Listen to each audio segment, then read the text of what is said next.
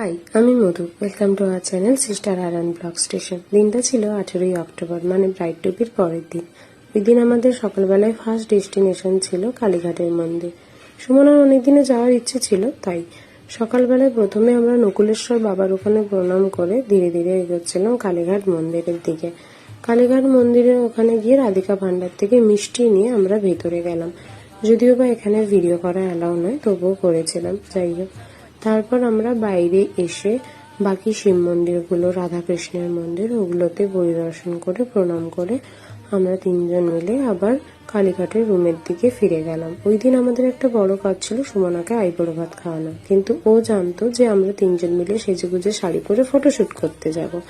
সে মতে আমরা রাস্তায় তাড়াতাড়ি সেজেগুজে বেরিয়েও পড়েছিলাম। আর এখানে আমাদের তিনজনের গ্লোয়িং এর কারণটা ছিল হাইলাইটার। আর আমার পার্সোনাল ফটোগ্রাফার এখানে আমার কিছু ফটো তুলে দিচ্ছিল। আর সুমনা জামার মতো করে শাড়িটাকে অলরেডি তুলে নিয়েছে। কলকাতা রাজবাড়িতে ফাইনালি আমরা পৌঁছে গেলাম।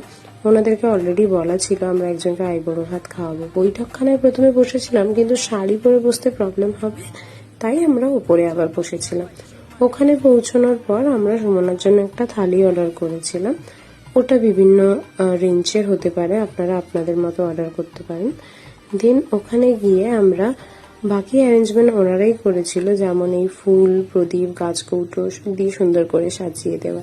ওনাদের কাছে সেদিন মালাটা অ্যাভেলেবেল না থাকায় আমরা মালাটা অলরেডি নিয়ে গেছিলাম কিনে। তারপর আমরা সুমনাকে আইবুড়ো ভাত খাইয়ে বাড়ির দিকে রওনা দিলাম। একটু বলে অনেক রাস্তা আসার সময় হাঁটানোর কারণে যাওয়ার সময় আমরা গাড়িতে ফিরেছিলাম।